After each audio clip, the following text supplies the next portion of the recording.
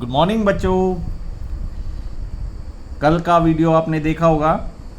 आज उससे आगे रसायन विज्ञान का स्टार्ट करते हैं और कुछ रासायनिक अभिक्रियाओं को भी देखेंगे।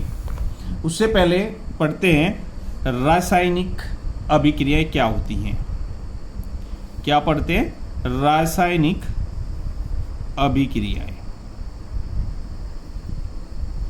रासायनिक अभिक्रियाओं को केमिकल रिएक्शन इंग्लिश में बोलते हैं।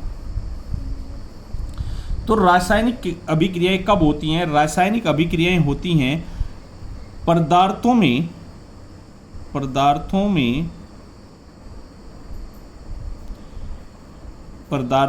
उनके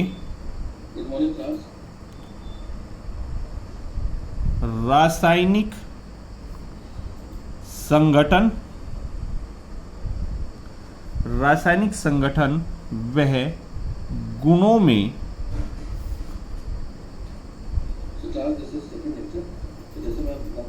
परिवर्तन के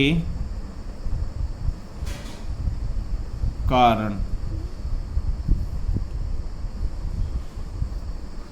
पदार्थों में उनके रासायनिक संगठन वह गुणों में परिवर्तन के कारण रासायनिक अभिक्रिया होती हैं और इसको बोलते हैं हम रासायनिक परिवर्तन। क्या बोलते हैं बेटा इसको? रासायनिक परिवर्तन। ठीक है, तो ये कैसा परिवर्तन हो सकता है? ये आपने जर्नल दैनिक जीवन में देखा होगा, दैनिक जीवन में, कि दूध का फटना, जंग लगना, लोहे में जंग लगता है, जंग का लगना, दहन होना, जलना आदि बहुत सारी क्रियाएं हैं। ये सभी क्या हैं? रासायनिक परिवर्तन है। तो यहां पर सबसे पहले लिखते हैं रासायनिक अभिक्रिया की क्या परिभाषा है। वह अभिक्रिया, रासायनिक अभिक्रिया, वह अभिक्रिया जिसमें एक या एक से अधिक पदार्थ परस्पर मिलकर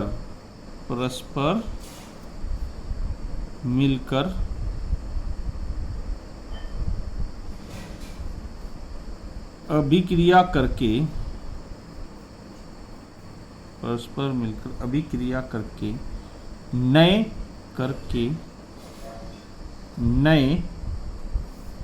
पदार्थ का निर्माण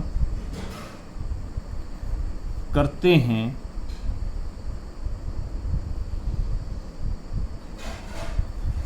और उस निर्मित पदार्थ के भौतिक वह रासायनिक गुण, भौतिक और रासायनिक गुण मूल पदार्थ जो पहले हमने अभिक्रिया से पहले किया था, मूल पदार्थ से भिन्न होते हैं। रासायनिक अभिक्रियाएं कहलाती हैं। रासायनिक अभिक्रियाएं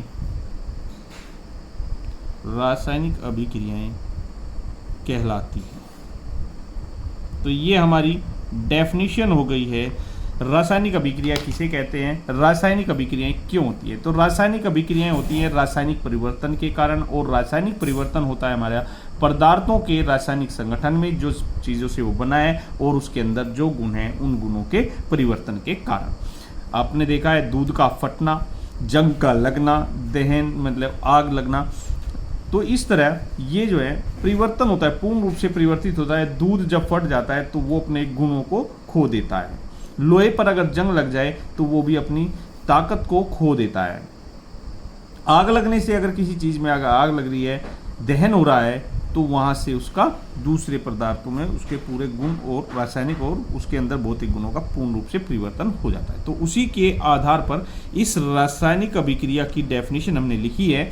वह अभिक्रिया जिसमें एक या एक से अधिक पदार्थ परस्पर मिलकर अभिक्रिया करके नए पदार्थ का निर्माण करते हैं और उस निर्मित पदार्थ के भौतिक और रासायनिक गुण मूल पदार्थ जिससे वो हुई है, मूल पदार्थ से क्या होते हैं, भिन्न होते हैं, रासायनिक अभिक्रियाएं कहलाती हैं। फॉर एग्जाम्पल, यदि हम मैग्नीशियम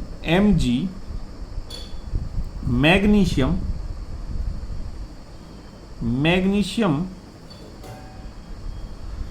धातु है, ये मैग्नीशियम धातु है, धातु को वायु में जलाने पर, वायु का मतलब ऑक्सीजन वायु में जलाने पर हमें जो उत्पाद प्राप्त होता है मैग्नीशियम ऑक्साइड का सफ़ेद चूर्ण प्राप्त होता है, MgO। ये है सफ़ेद चूर्ण, इसका नाम है मैग्नीशियम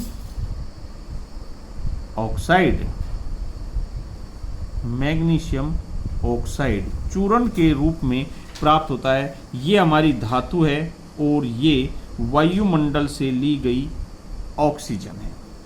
जब हम, ये अभिक्रिया भी संतुलित नहीं है, यदि हम यहाँ 2 लगा दें तो यहाँ पर भी 2 हो जाएगा। तो ये संतुलित अभिक्रिया है। तो इस अभिक्रिया में आपने देखा कि धातु और वायु जब आपस में, ये हैं दोनों अभिकारक जो अभिक्रिया करने से पहले, यहाँ पे लिखा हुआ है मूल पदार्थ, अर्थात ये क्या है, हमारे मूल पदार्थ, ये हमारे मूल पदार्थ जब अभिक्रिया करते हैं तो नए उत्पाद अर्थात प्रोडक्ट का निर्माण होता है और इसके भौतिक और रासायनिक गुण पूर्ण रूप से भिन्न होते हैं। ये धातु है, ये वायु है और इससे जो बना है ये रासायनिक अभिक्रिया को शो कर रहा है कि अभिक्रिया इधर से इधर जा रही है। तो यहाँ पर हमारा सफ़ेद चूर्ण बनता है जिसमें मैग्नीशियम ऑक्साइड कहते हैं। तो धातु और वायु के मिलने से नए पदार्थ का निर्माण हुआ जो पूर्ण रूप से मूल पदार्थ से भिन्न है। तो इस प्रकार की अभिक्रियाएं को हम कहते हैं रासायनिक अभिक्रियाएं। रासायनिक अभिक्रियाओं के साथ हमारे जो प्रकार हैं रासायनिक अभिक्रिया के, वो भिन्न भिन्न प्रकार की हो सकती हैं। रासायनिक अभिक्रियाएं नंबर 1, जो प्रकार हम पढ़ेंगे इसके प्रकार के बारे में, पहला प्रकार है आपका संयोजन रासायनिक अभिक्रिया। संयोजन रासायनिक अभिक्रिया पहली है। दूसरी पढ़ेंगे हम, संयोजन होता है जुड़ना, कॉम्बिनेशन इसको इंग्लिश में बोलते हैं। दूसरी है वियोजन मीन्स टूटना या अपघटन अभिक्रिया। अपघटन अभिक्रियाएं आपकी अलग अलग प्रकार से हो सकती हैं। पहली हो सकती है आपकी थर्मल डिकम्पोजिशन अर्थात ऊष्मीय अपघटन। पहली क्या हो सकती है इसमें, पहला पॉइंट हो सकता है इसमें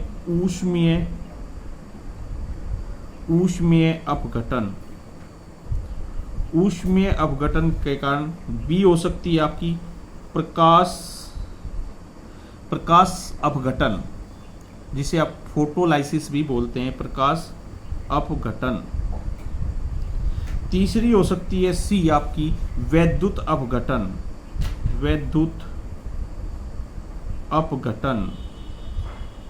तो ये तीनों की तीनों वियोजित हैं अर्थात अपघटित होती हैं, टूटती हैं। थर्ड आती है आपकी, थर्ड जो है विस्थापन या प्रतिस्थापन अभिक्रियाएं। विस्थापन या प्रतिस्थापन अभिक्रियाएं।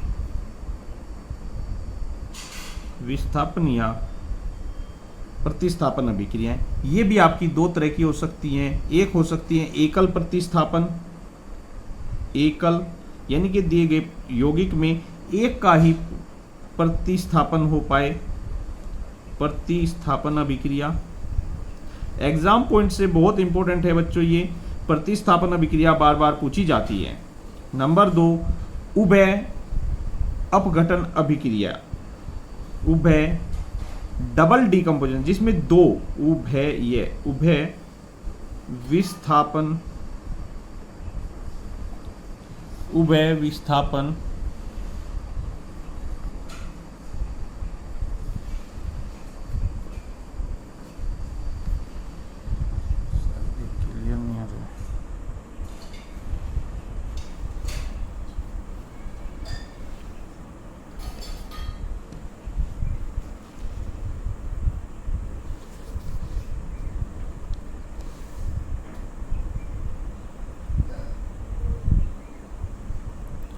उभय विस्थापन अभिक्रिया।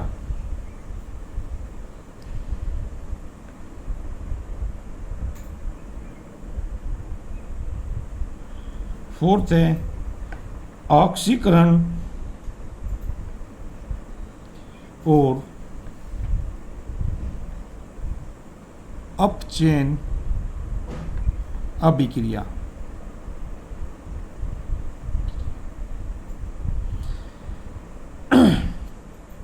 तो आज बच्चों हमने पढ़ा कि अभिक्रियाएं, रासायनिक अभिक्रियाएं किसे कहते हैं और उसके प्रकार। इनको बिल्कुल कंठस्थ कर लें आप। एक पहली होती है संयोजन रासायनिक अभिक्रियाएं, दूसरी होती है वियोजन अभिक्रियाएं। वियोजन अभिक्रियाओं को 3 भागों में बांटा गया है: ऊष्मीय अपघटन, प्रकाश अपघटन, वैद्युत अपघटन।